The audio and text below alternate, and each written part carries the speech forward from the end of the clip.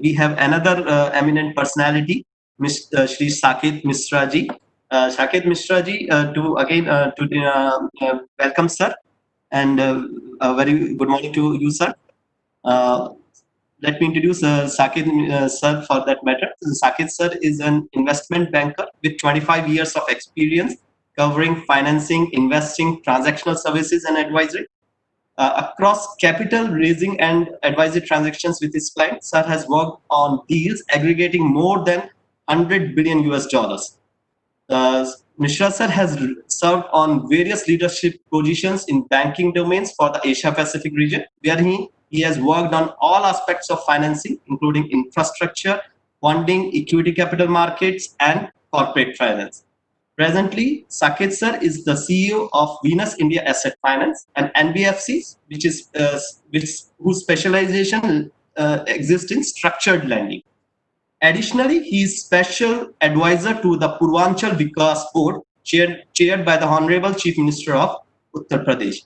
He is a frequent contributor to national publications, mostly on economic policy. His Karmbhumi is Eastern's UP's poorest districts. On the educational front, Mr. Mishra is a graduate with an honors degree in economics from the prestigious Delhi Stephens College and MBA from IIM Calcutta. Mr. Mishra has also completed courses from world-renowned Harvard Business School and London Business School. So it is my great honor and privilege to welcome you, sir. Welcome on the session, sir. Okay, so I want to start with my apologies first. Normally, मैं वैसे भी nervous रहता हूँ किसी teachers के सामने. So no, technical teachers के सामने. After being in IIM, I've realized how little I knew coming out of an arts background after meeting people with an engineering background. Now with this technical glitch, अब मैं और भी ज़्यादा nervous हो गया हूँ. But I shall try my best to stick within limits of time and try and give a different perspective on Atmanirbhar Bharat. And as you will see, my purpose is to bring it to life, much more than a catchphrase. But before I start, I just want to thank Dr. Patnaik, Dr. Dhaliwal, Dr. Rupinder Singh, Jayanidhi ji, मेरे को बुलाने के लिए. It's a great honor, and for me, I personally learn a lot in these interactions. So thank you very much. I'll, as I said, I will try to keep it short. Is it okay अगर मैं Hindi English दोनों का mix करूं या केवल हिंदी करूं या English करूं? आप लोग जैसा कहें कुछ भी कर सकते हैं. As you feel comfortable, sir. It's okay, sir. It can be mixed as well. So हमारे प्रधानमंत्री जी भी आजकल राजभाषा के ऊपर जोर दे रहे हैं, तो ठीक है. It will be better if it can be a mix of both. Perfect. So मैं थोड़ा informal में चलूंगा. इस स्क्रीन में केवल एक चीज है. आप अगर बॉटम लेफ्ट में जाएं, जो लाल है, जो डार्क रेड कलर्स हैं, वो दिखाते हैं कि क्या हो रहा है दुनिया के इकोनॉमी का. ग्रोथ प्रोजेक्शंस बीच में अगर आप देखिए क्या हो रहा है विश्व की इकोनॉमी का. एंड इसका निष्कर्ष केवल एक निकलता है कि विश्व की आर्थिक व्यवस्था बहुत मुश्किल में है बिकॉज ऑफ कोविड. तो उससे हो क्या रहा है इस समय हमारे पास, क्योंकि it is important in my mind कि हम लोग को थोड़ा बैकग्राउंड की जरूरत चाहिए कि क्यों हम लोग आत्मनिर्भर भारत की तरफ जा रहे हैं. क्योंकि मेरा पर्पस ये है कि rather than, I mean, I'm obviously a massive supporter of our honorable Prime Minister, but I want to present it as a logical progression of thoughts whereby the conclusions that we reach and why Atmanirbhar Bharat is required and क्यों उसके अंदर उसके तहत क्या क्या हमें कदम लेने होंगे, वो नेचुरल प्रोग्रेशन में आने चाहिए. तो इस समय क्या क्या हुआ है. कोविड शॉक, हम लोग की इकोनॉमी थोड़ी ग्रोथ रेट स्लो हो ही रही थी पिछले सितंबर अक्टूबर में. कोविड की वजह से we have obviously hit a massive roadblock. Globally, there is about 3.5% लोग बात कर रहे हैं, but I suspect it is going to be closer to 4.25% reduction in GDPs. $77 billion के roughly production चला गया है. ग्लोबल ट्रेड 12% घटा है. अगेन मेरे हिसाब से सब अंडर एस्टिमेट है, क्योंकि 12% वगैरह तो इस समय शुरुआत की बात थी. लोकलाइजेशन, जीनोफोबिया, इसमें मैं कुछ कहूंगा नहीं, पर दुनिया भर में हर आदमी अपना घर संवार रहा है इस समय, इसलिए कुछ करने की जरूरत नहीं है. 50 मिलियन लोग, again this is a conservative number, 50 million people are going to be, new people will be pushed into poverty. Now what does this mean? It means that all the gains that we have made in reduction of poverty globally since 2015 are being wiped out in 1 year. actually it's going to be wiped out in about 7 months. Emerging market जो कि हमारे लिए काफी important है, रफली $26 billion already जा चुके हैं, जिसमें से $16 बिलियन भारत में से गए हैं। दुनिया भर में कर्ज बहुत ज्यादा लिया गया है, तो leverage, it's an over leverage world. तो इस समय जो वर्ल्ड डेट है वो 253 ट्रिलियन का जो है वो 300% है ग्लोबल जीडीपी का। Now in a good time it's a great thing, क्योंकि दूसरे का पैसा लेके मुनाफा कमाना अच्छी बात होती है, पर जब मुश्किल होने लगती, जैसे इस साल हो रहा है, तो it's a huge overhang on the world. Bharat, obviously we are a relatively poorer country, so we have other challenges. Migrant workers, मैं उत्तर प्रदेश में काम करता हूं और वहां पे करीब कंजर्वेटिवली करीब 36 लाख लोग गए हैं। अगेन मेरे हिसाब से समवेयर बिटवीन 40 और 42 लाख लोग गए हैं, पर करीब 36 लाख लोग गए हैं। अगर इसको पर्सपेक्टिव में लाया जाए तो समझिए ये न्यूजीलैंड, एक नया न्यूजीलैंड उत्तर प्रदेश के अंदर ऐड कर दिया गया है on a temporary distressed basis. That proves that just shows the level of challenge that we have. And you know, Odisha has the same challenge, Bihar has the same challenge, Madhya Pradesh has a similar challenge. China, again आप सभी पढ़ते होंगे, एक मैंने YouTube link यहाँ पे डाल रखा है जो कि I think is quite interesting, Fareed Zakaria का है, जो कि आपके मतलब आप लोग अगर कभी समय मिले तो 23 मिनट का है, देखें। I think it puts into a very realistic perspective the value of economy vis-a-vis China and what we need to do as a country to become relevant against China. Locust, मैं अभी पूर्वांचल से होके आ रहा हूँ, इस समय तो कोई खास डैमेज नहीं हुआ है, but the real risk from locust will be if they stay in the country and kharif crop पे पड़ेगा. So there is an overhang of that. And finally, there is the financial system which is under some stress. I mean, we are in the middle of a mega merger of PSU banks. NPA position has been an issue. हमारे जो NBFCs हैं और जो housing finance companies हैं, उनकी liquidity आप सभी IL&FS के खत्म होने के बाद से काफी मुश्किल में है। But again, my point is that these are all problems, but I think there's a quotation I put in there. In the midst of chaos, there is also opportunity, because इसी opportunity से जो लोग खरे निकलेंगे, वही देश, वही individuals आगे जाएंगे। I also think there is a worthwhile to spend about 10 seconds, 30 seconds on the philosophical underpinnings, because Atmanirbhar Bharat, the way Honorable Prime Minister has brought out, also has roots in what this country has always talked about. अब आप गांधी जी को लें, स्वराज, स्वदेशी, self reliant village, self contained Bharat, technology, चाहे वो हमारी चरखे की टेक्नोलॉजी थी या बेसिक टेक्नोलॉजी जो उन्होंने लगाई थी, इंडिविजुअल्स को एम्पावर करके आत्मनिर्भर बनाना बेसिक था।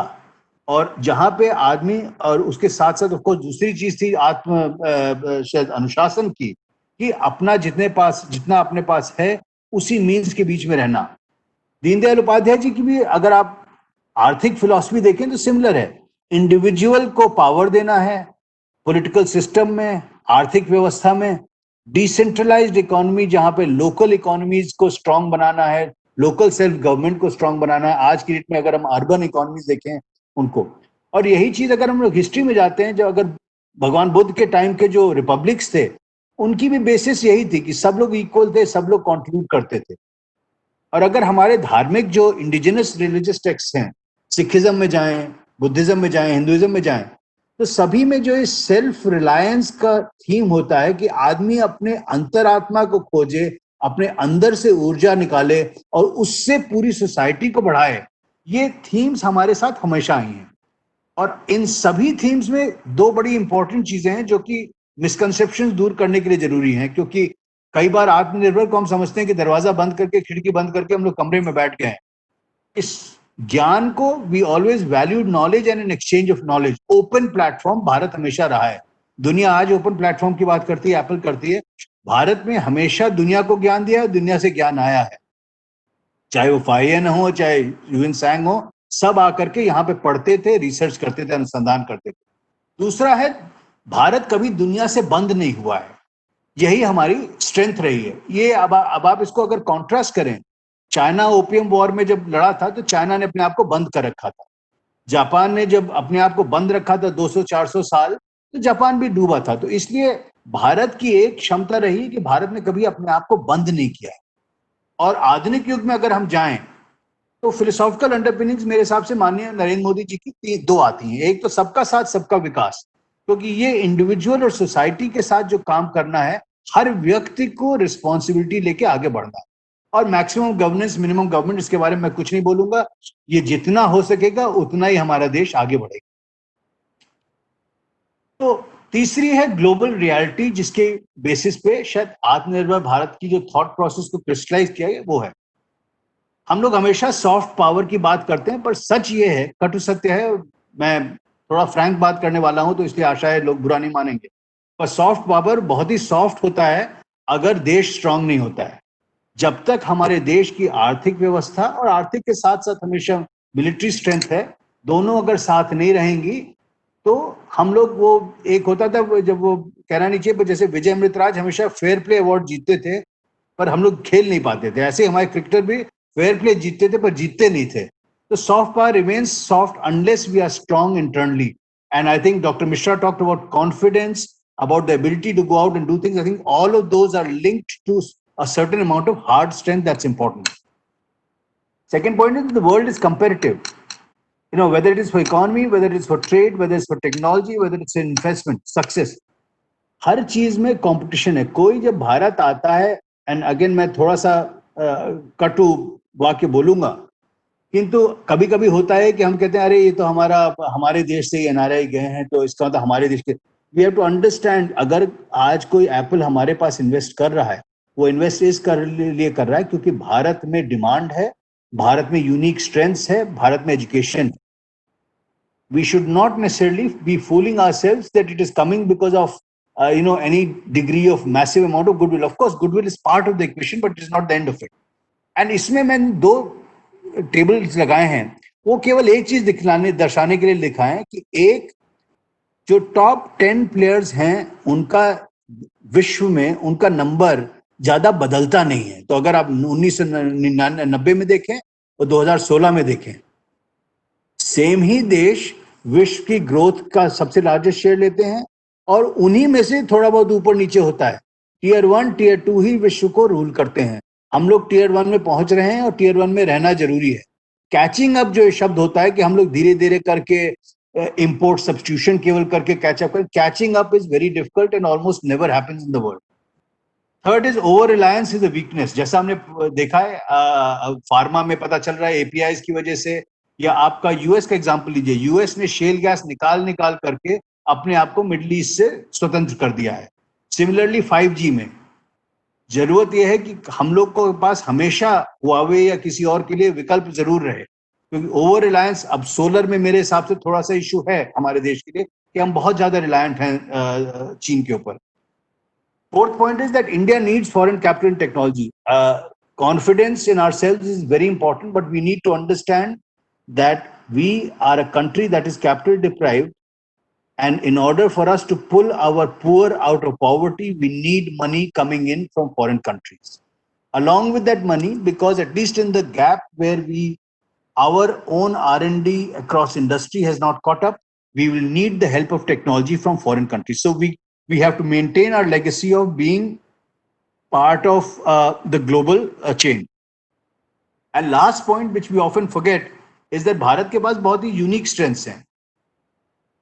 आप अपना इंस्टीट्यूशन ले लीजिए, हम लोग जिस तरह के ग्रेजुएट्स प्रोड्यूस करते हैं, now I agree there are many shortfalls की, कई डॉक्टरेट्स हमारे यहाँ से निकलते हैं जिनको शायद लिखना भी नहीं आता है, परंतु हम लोग के नंबर्स ऐसे हैं और डेमोग्राफिक्स ऐसे हैं कि हम लोग के पास किसी भी समय पे बहुत हाई क्वालिटी क्षमता के बहुत सारे लोग होते हैं, and that should not be ever undersold at any point in time. We have a challenge in pulling the rest of the people up, but we at any point of time have 100 million people or more who are immensely talented. Second is data, जिसपे मैं जब भी कभी थोड़ा बहुत अखबार में लिखता हूँ, एक टूटे हुए रिकॉर्ड की तरह हो जाता हूँ कि मेरे हिसाब से प्रतिदिन हमारा डेटा लीक होकर के गूगल, एप्पल, अमेजॉन सबके लिए नए एप्स बना रहा है। ये जरूरी इसलिए है हमको रिकॉग्नाइज करना, क्योंकि अगर आप जाएं वापस, ईस्ट इंडिया कंपनी ने क्या किया, ईस्ट इंडिया कंपनी आई, हमारा ही कॉटन लिया, हम लोग कॉटन बनाते थे, बर्मिंघम में जाकर के वही कॉटन बनता था मिल्स में, उसके बाद हम ही को खरीदना पड़ता था। डेटा के साथ भी एग्जैक्टली सेम रिस्क है। हमारे डेटा से artificial intelligence, machine learning, because end of the day what is artificial intelligence?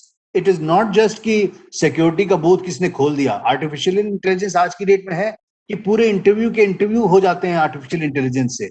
The machine is learning constantly based on past data. Entire diagnostics of cancer can be done. CAT scans में 90% radiation कम किया जा सकता है because of past data. And guess there are only 2 countries in the world that have that data, India and China. And if India continues to leak data, 5 years hence, our children will be buying applications and paying for it for things that have been based on our data. And last is our ability to adapt technology, which I think is very, very important, क्योंकि हम लोग जो लोग मजाक उड़ाते हैं जुगाड़ का, हम लोग जुगाड़ में टेक्नोलॉजी का बेस्ट यूज निकालने में बहुत आगे रहते हैं। तो चाणक्य जी ने कहा था कि before we start some work, जो मैंने अभी आपको स्लाइड्स दिखाई वो इन सवालों का जवाब था कि why am I doing, what the results will be and why will I be successful? Because कारण के साथ देख करके ही हमको आगे चलना चाहिए। तो क्या है आत्मनिर्भर Bharat? What is it? And again ये मेरे व्यक्तिगत विचार हैं, पर्सनल हैं, so I have to take it with a pinch of salt and I'll be grateful for your feedback also. This is about giving our country the chance to succeed at every level as a country, which means that जो आत्मनिर्भर भारत है हमें किसी के ऊपर reliant नहीं होगा और विश्व के जीडीपी में हमें टॉप 3 टॉप 5 देशों में अच्छा स्टैंडर्ड लाना पड़ेगा as institutions and companies, which means that we are creating companies that are leaders in their own field. Now everybody does not have to become a Unilever's or an Apple. Some will be leaders in their regions. Some will be leaders in 3 countries. Some will be global leaders, like Tata, like Tech Mahindra just came. And most important is as individuals, क्योंकि आत्मनिर्भरता अगर व्यक्तिगत रूप से हम सब उसकी जिम्मेदारी नहीं लेंगे तो आप कंपनी को भूल जाइए, आप कंट्री को भूल जाइए। जो सेल्फ कॉन्फिडेंस की बात डॉक्टर मिश्रा कर रहे थे बहुत जरूरी है। Second is zero based approach to enterprises, क्योंकि अब मैं थोड़ा सा इंडस्ट्री के ऊपर जाऊंगा। अभी तक ये होता था कि कई बार आत्मनिर्भरता में बात होती थी कि भाई हम लोग को अपने लोग को बचा करके हर चीज में हम लोग को अच्छा करना, हर चीज में नहीं करना, हम लोग को अच्छा वो चीजें करनी है जिनको करने से देश को लाभ होगा, देश की स्ट्रेटेजिक पोजीशन इंप्रूव होगी और देश में एम्प्लॉयमेंट होगा, प्रॉफिटेबिलिटी बढ़ेगी। इसका मतलब ये है कि हर व्यक्ति को, हर कंपनी को we have to give them the opportunity to succeed, but it also means that there will be an opportunity to fail. So we cannot be protecting inherently uncompetitive lines of business, क्योंकि उससे क्या होगा, हमारे देश का केवल पैसा डूबेगा। Productivity driven is pretty straight. I will not repeat too much of that. Ecosystem that allows quality to rise and grow and does not place obstacles in terms of succeeding. I think हमारे देश की सबसे बड़ी problem है ecosystem does not encourage new people to come up. चाहे वो licence राज था या कोई और राज था, होता यह है कि जो लोग बड़े होते हैं वो बड़े रहते हैं। Their access to capital, their access to technology remains big and it is very hard for new companies to come up. IT industry is a major outlier. Auto ancillary industry, जो कि आपको याद होगा WTO जब हो रहा था तो ऑटो इंडस्ट्री ने कहा था कि हम नहीं चाहते हैं बाहर की गाड़ी आने से, पर उससे हमारी ऑटो एंसिलरी इंडस्ट्री बढ़ गई। तो हम लोग का जो सिस्टम है that needs to change somewhat.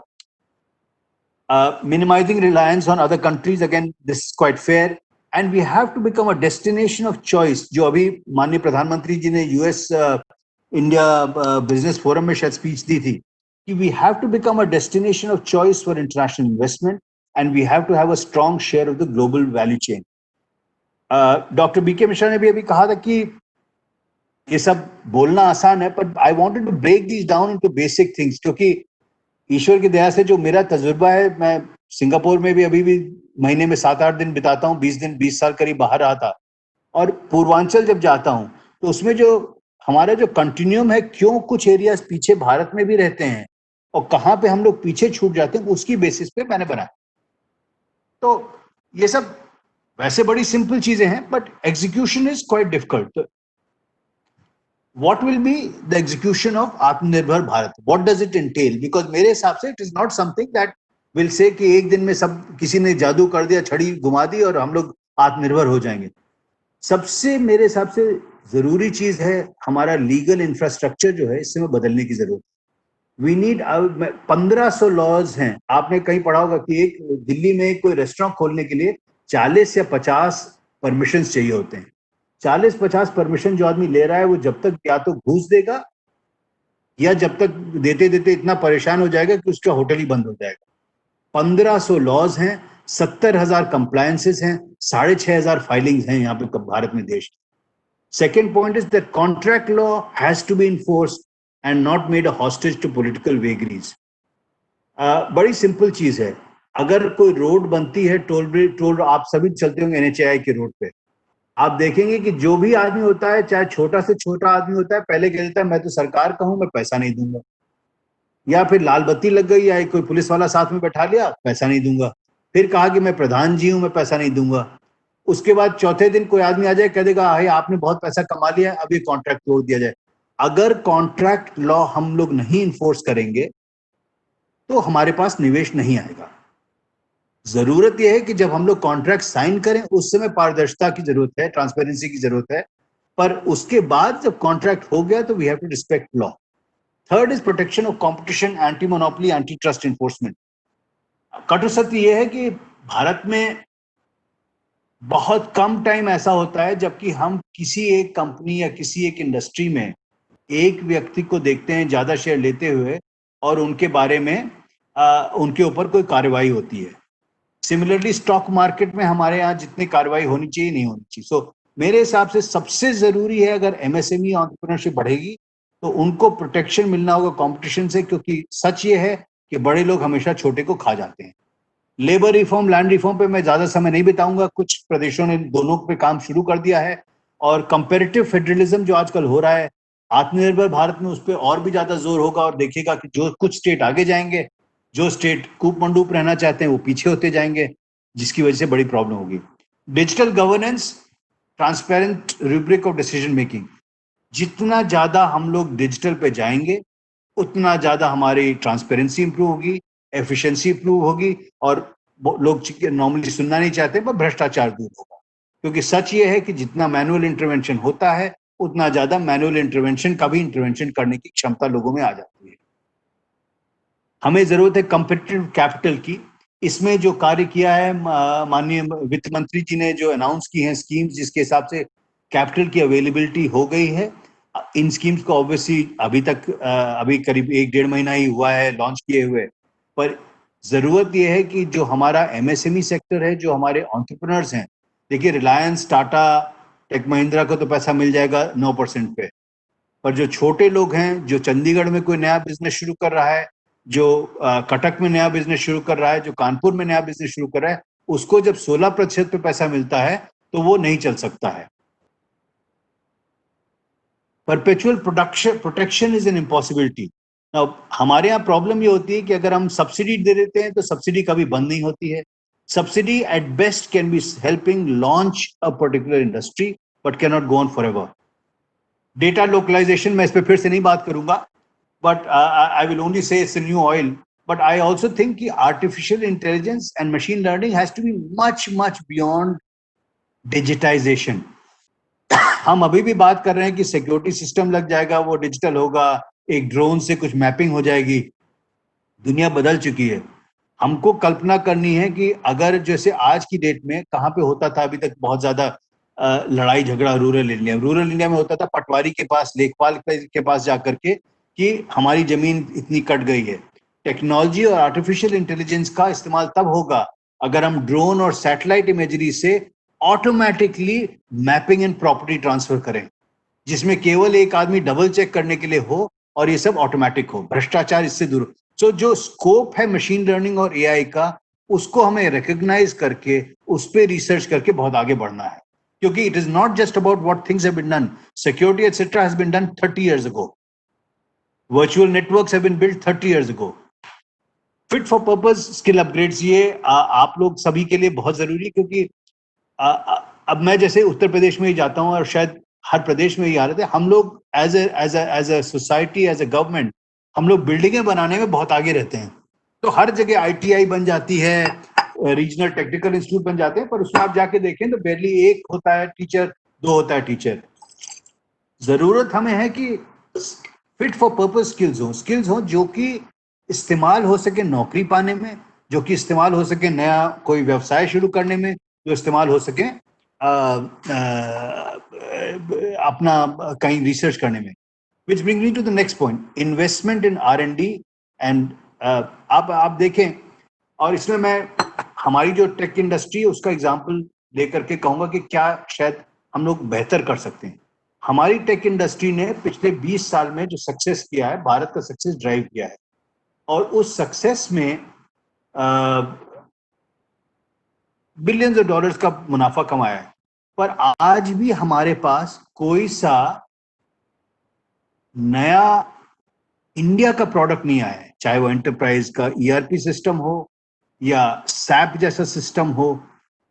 हम लोग को R&D पे जितना पैसा स्पेंड करना चाहिए अक्रॉस कॉर्पोरेट्स नहीं करते हैं. मैं एक एग्जांपल आपको दूंगा जो कि अच्छा एग्जांपल है, और शायद जिसके कारण वो लोग से रिलायंस इंडस्ट्रीज, काफी लोग उनको पसंद करते हैं, काफी लोग खराब करते हैं, पर मेरा जब वो टेलीकॉम में आए थे तो उनका सबसे पहले मैंने लोन, जब उन्होंने टेक ओवर किया था वो 5G 4G का ब्रॉडबैंड का बिड करके, तो उस समय हम लोग, मैं सिंगापुर में था, हम लोग ने लोन दिया था उनको. 5 साल, आप मान के चले 5 साल मुकेश अंबानी जी ने एक टेलीकॉम की डेडिकेटेड केवल रिसर्च की 100 लोग की टीम बनाई थी. उन लोग ने बेस स्टेशन, जो कि इस्तेमाल नहीं हुआ फाइनली, पर 3G तक का बेस स्टेशन बना दिया था 40 किलो का, जो कि किसी भी छोटी सी कंपनी बिल्डिंग में टांग दिया जाए बेस स्टेशन बन जाता था. तो ये जो अनुसंधान, जो रिसर्च करने की जरूरत है, बहुत जरूरी है. Openness to international trade and investment is very obvious. I don't really want to repeat it, but again, if we are not in a position to go forward and actually take the best out of international trade and take the best out of international investment, we will not be able to succeed with Atmanirbhar Bharat.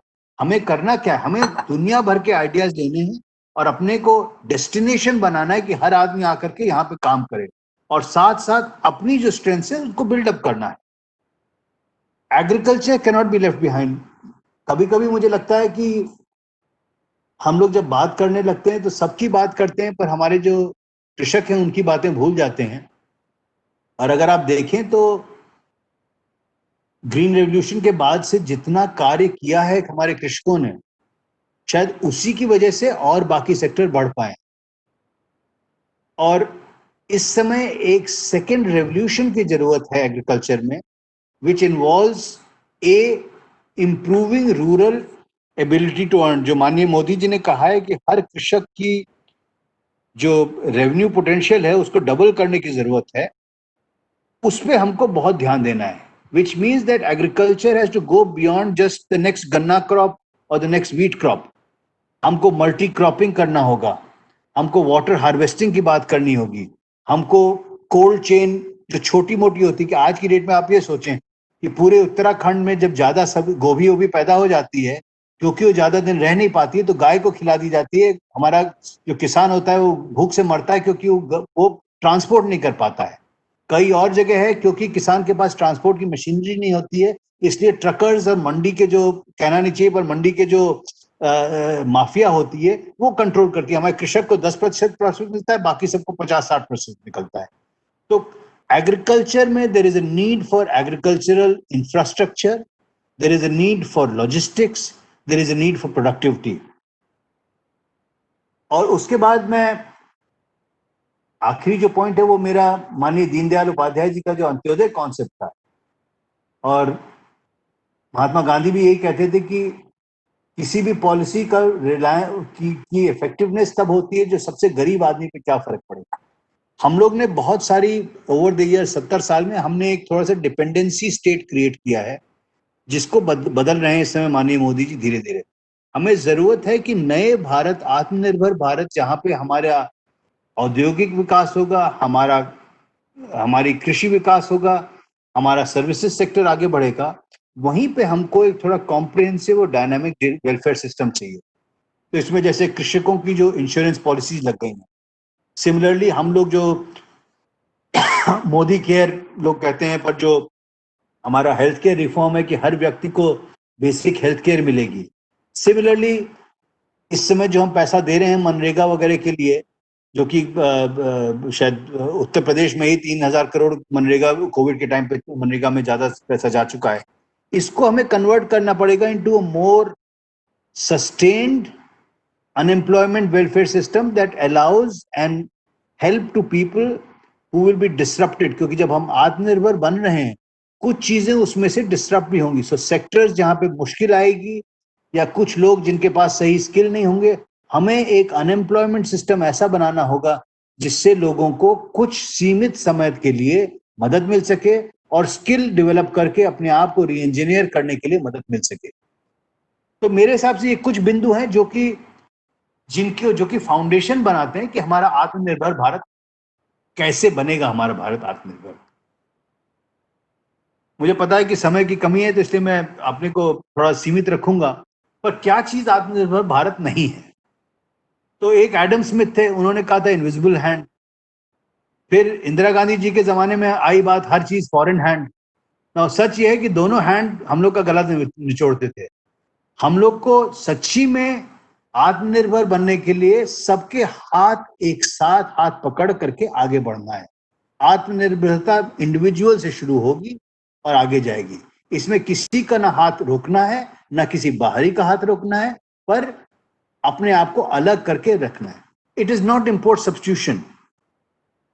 वापस हमको import substitution से केवल हमारे जो incumbent businessman हैं, licence राज जो होता है वही बनता है। अनसस्टेनेबल इंडस्ट्रीज बनती हैं। कंज्यूमर जो कि हमारा नॉर्मल मिडिल क्लास है, उसको जो चीजें चाहिए वो नहीं मिलती। इंपोर्ट सब्स्टिट्यूशन नहीं है ये। हमको करना क्या है? हमको इंपोर्ट कंपटीशन करनी है। जिन जिन क्षेत्रों में हम कर सकते हैं, हमें अपने आप को ऊपर खींच कर करना है जिससे कि इंपोर्ट से कंपटीशन करें। लाइसेंस राज ये नहीं है। बहुत मुश्किल से माननीय नरसिम्हा राव जी ने असली शुरुआत की थी लाइसेंस राज को तोड़ने के लिए। और अभी आप लोग अगर सुनते होंगे, हमारे माननीय लॉ मिनिस्टर ने भी कई बार बताया कि कितने लॉज को हम लोग ने हटाया है। तो लाइसेंसेस जितने कम किए जाएंगे वो अच्छा है। आत्मनिर्भर भारत आत्मनिर्भर नहीं बनेगा कि हमने सब कुछ बंद कर दिया और सब किसी का हस्ताक्षर लेकर के काम होगा। आत्मनिर्भर वो होगा कि किसी के हस्ताक्षर नहीं जरूरत होगा और सब कुछ ऑटोमेटेड होगा। We are not talking about a false MSME protection. अभी तक हुआ क्या था कि एमएसएमई को हम प्रोटेक्शन क्या देते कि भाई साबुन बनना है केवल एसएमई में। हुआ क्या था, अब मैं कटु सत्य बोलूंगा कि सारे बड़े बड़े एमएनसी आकर के सप्लायर जो कि उनके ही तरफ से काम करते थे, पूरा उनकी तरफ से काम करते थे, नाम वास्ते केवल एसएमई होते थे। तो हमें रियल एसएमईज को इनकरेज करना है। it is not driven by opaque highly manual interfaces. Decision making is automated, जो मैं बात कर चुका पहले भी।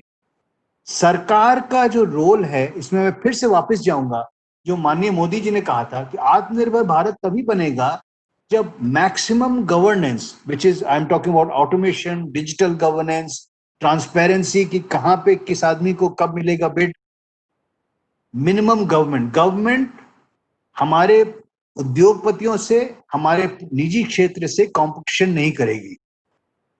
Government will be have 3 roles. One is ensuring competition कि कोई आदमी ज्यादा शेयर ना ले।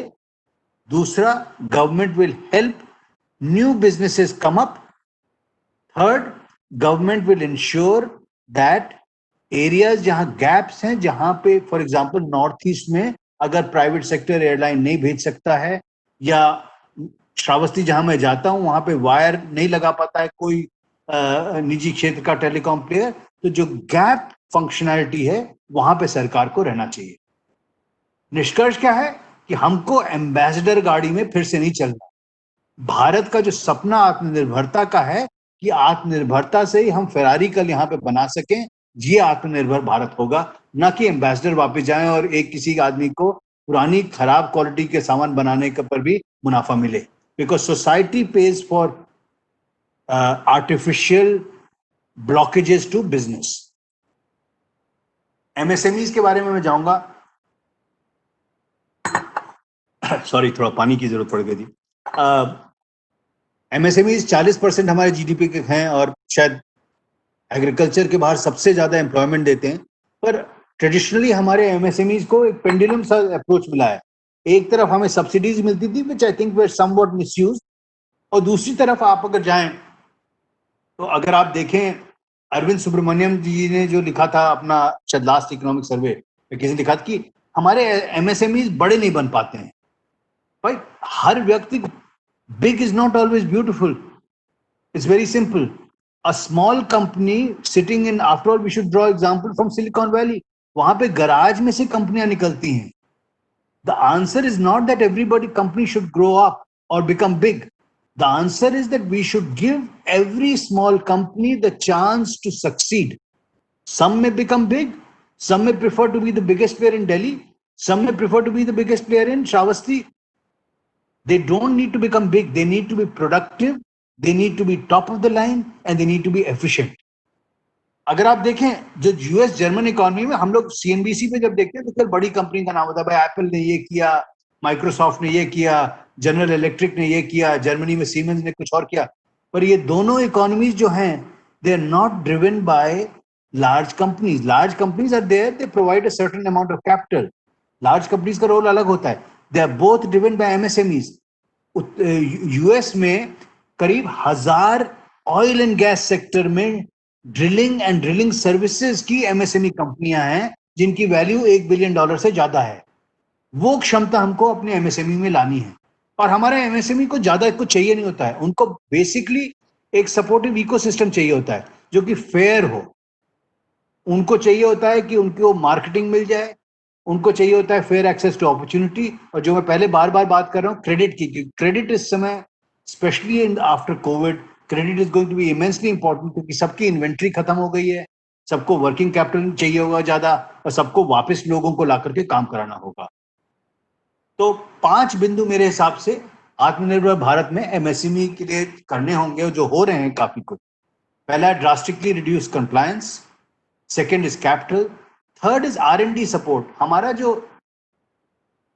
अब मैं एक शायद थोड़ा कंट्रोवर्शियल बात कहूंगा, अब आप ऑटो सेक्टर को मान लीजिए, मिलाइए। ऑटो सेक्टर में जितना रिसर्च चाहिए होता है, एक होगा टोयोटा जो कि पता नहीं कितने 30-40 मिलियन गाड़ियां बेचता है साल का, हर गाड़ी पे अपने रिसर्च की कॉस्ट को डिवाइड कर सकता है। हमारे देश की भी हैं कंपनियां जो कि 5 मिलियन, 6 मिलियन, 7 मिलियन जो भी करती हैं, फ्रैक्शन है टोयोटा का। So the issue is, the same issue is faced by MSMEs.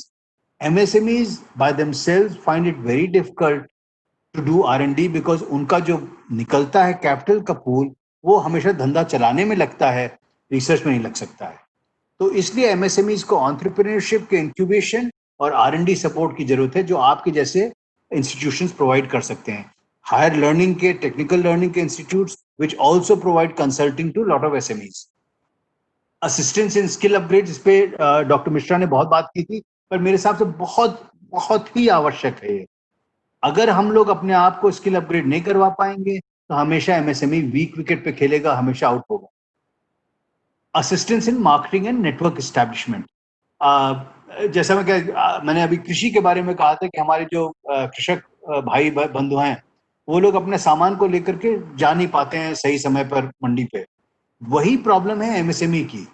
जरूरत है काफी कि एमएसएमईज को चांस मिले अपने प्रोडक्ट्स को बेचने की, चांस मिले और एमएसएमई से प्रोडक्ट खरीदने की। जो मतलब मैं बार्टर एक्सचेंज नहीं कहूंगा, पर एक एमएसएमई का एक्सचेंज ऑफ प्रोडक्शन लाइन की जरूरत है।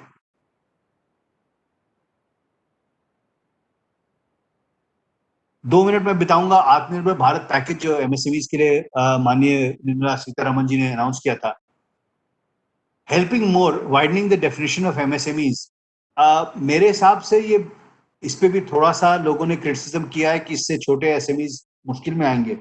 मेरे हिसाब से सच ये है कि हमारे सारे एसएमईज की क्षमता के अनुसार उनको क्रेडिट नहीं मिल रहा था, और वाइडनिंग से उनको जो फैसिलिटीज मिलेंगी वो ज्यादा अच्छी है।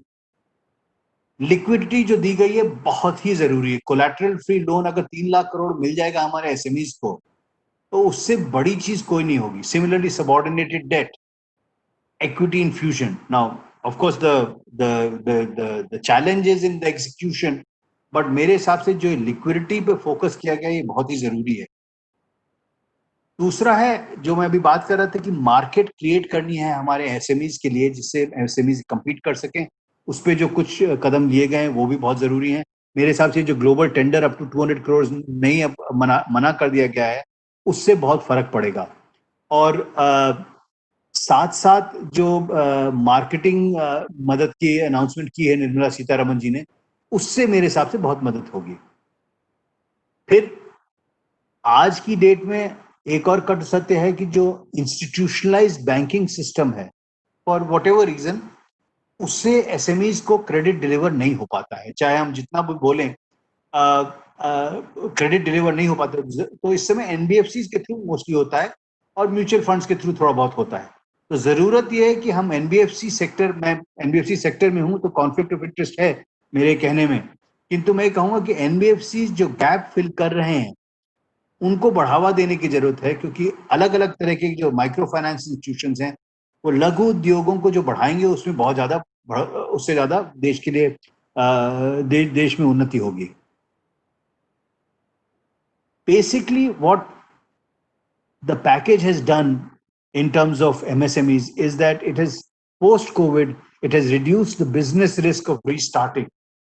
It has allowed our small entrepreneurs to take a risk कि भाई अब हम फैक्ट्री शुरू कर सकते हैं, शुरू करने से हमारा और ब्लीडिंग नहीं होगी प्रॉफिटेबिलिटी की।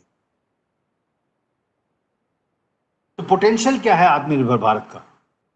पोटेंशियल है कि we will build successes that on a sustained basis without protection. ये प्रोटेक्शन शब्द मैं बार बार इस्तेमाल कर रहा हूं क्योंकि कई बार मैंने आजकल अखबारों में भी पढ़ता हूं कि भाई सबसे जरूरी है कि इनको रोक दिया जाए, उनको रोक दिया, चीन को रोक दिया जाए, किसी और को रोक दिया जाए आने से अंदर। जो माननीय निर्मला सीतारमन जी ने कहा कि सेंसिटिव इंडस्ट्रीज में जरूरी है लोगों को रोकना, बट बाकी सब में जरूरी है कि हम सबको अपना स्तर ऊपर करने की जरूरत है।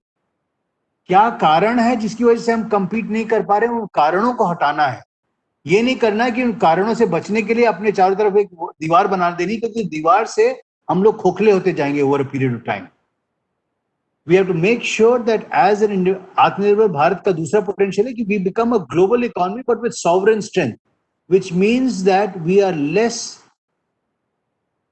susceptible to risks like global financial crisis, by temporary political instability in various markets, क्योंकि हमारी sovereign strength रहेगी।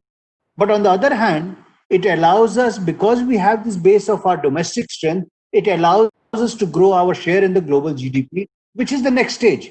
So if I were to, for example, take up exactly what we have to do in terms of what will be the role of, let's say, large cap versus MSME.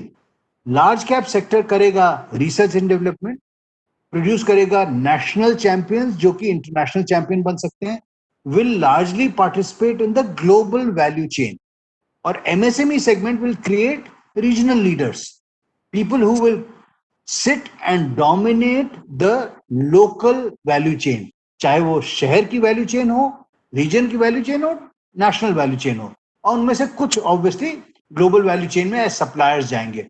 So I think it creates a domestic strength based on which we can become a much bigger player outside. We realize the demographic dividend and build a reserve for aging.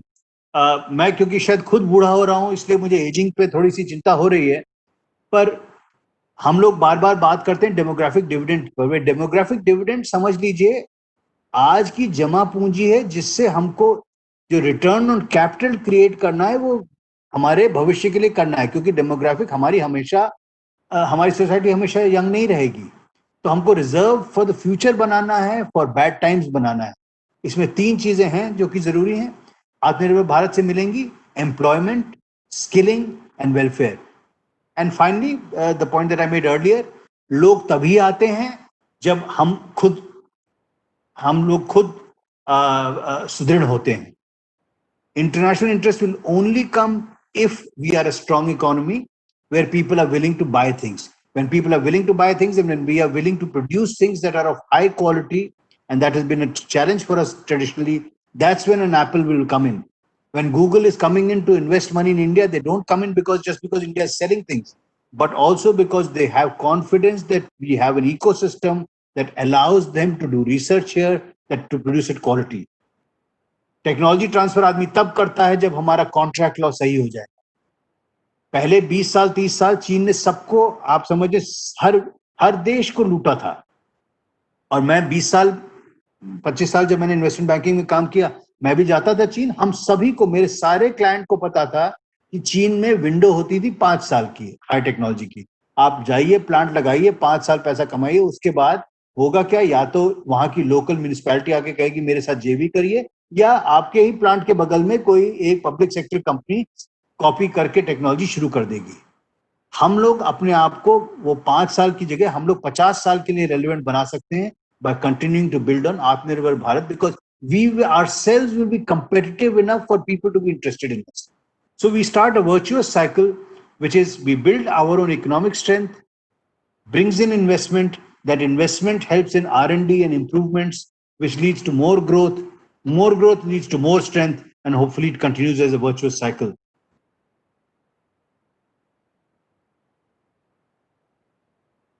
Gandhi ji के एक coat से मैं अंत करूंगा कि difference between what we do and what we are capable of doing will solve most of the world's problems. World की problem तो मैं अभी नहीं सॉल्व करूंगा, पर मैं ये कहूंगा कि 70 साल में जो हमने, हो सकता है उस समय सही था आइडिया कि एक समय पे इंपोर्ट सब्स्टिट्यूशन वगैरह, पर कटु सत्य यह है कि हमारे पास हुआ 3.5% रेट ऑफ ग्रोथ, हमारे पास हुआ लाइसेंस राज, जिसकी वजह से हमने अपने पोटेंशियल से अपने आप को बहुत दूर कर दिया। आत्मनिर्भर भारत हमको अपने पोटेंशियल के पास ले जाता है। दूसरा मेरा पर्सनल मानना है कि जैसे स्वराज्य को पाने के लिए स्वदेशी एक प्रोसेस थी, आत्मनिर्भर Bharat as individuals, as institutions is the process.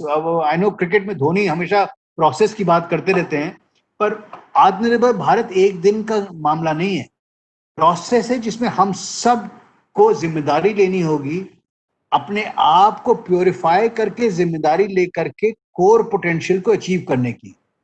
Potential को अचीव करने के लिए केवल यही नहीं कि हमने पढ़ाई कर ली है या अगले दिन नौकरी कर दी। It also means questioning people कि अगर ब्यूरोक्रेट कोई सही काम नहीं कर रहा है, रेजिंग एक्सपेक्टेशंस। आज अगर मैं तमिलनाडु जाता हूं तो तमिलनाडु में चाहे जितना पॉलिटिकल कभी कभी कंफ्यूजन रहता है, पर वहां की प्रशासन जो है वो चलता रहता है, क्योंकि वहां की जनता में जागृति पैदा हुई है, तो जो कि डिमांड करती है कि हमको ये चाहिए, हमको पानी चाहिए, हमको बिजली चाहिए। गुजरात में यही होता है, गुजरात में बिजली पानी की प्रॉब्लम नहीं है, और कुछ प्रदेशों में है। तो हम सभी को अपने आप को इस स्ट्रगल में लगाना पड़ेगा कि हम काम करेंगे देश के लिए, और उस काम के साथ देश के लिए और अपने आप के लिए एक स्टैंडर्ड सेट करेंगे, जिससे हम नया भारत क्रिएट करेंगे। धन्यवाद। आशा है मैंने ज्यादा लंबा नहीं बोला। नहीं सर, इनफैक्ट बहुत ही pertinent and to the point था sir. In fact I am very grateful. Hers, Mishra ji को let me thank. Actually, he has delivered very excellently. Even though he was hurrying up to make up the time, क्योंकि हमारा JS already join कर चुके हैं, so we would like to see Mishra ji in some other days also. Like I request his support. He is a man with a lot of information, knowledge, and roadmap. So this institute needs his help. So in long term, we will have a standing request for him that whenever time permits, he should guide us so that we, this type of अच्छे institute, they can get more connected to society and to the industrial requirement of the country. Thank you so much, Mishra ji.